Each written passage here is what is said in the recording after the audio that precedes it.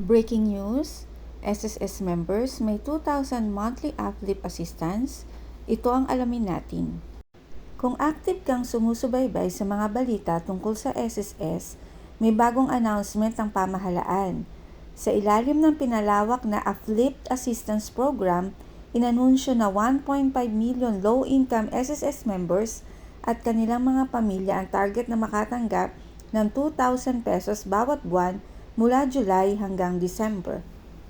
Pero tandaan, hindi ibig sabihin na lahat ng SSS members ay automatic na qualified.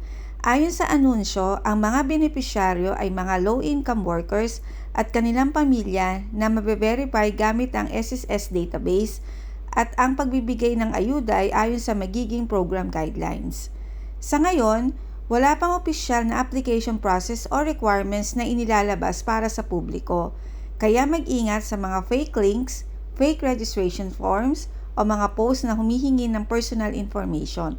Hintayin lamang opisyal na anunsyo mula sa DSWD, SSS o iba pang opisyal na ahensya ng gobyerno. Kapag lumabas na ang official guidelines, gagawa natin agad-agad ng step-by-step guide dito sa channel.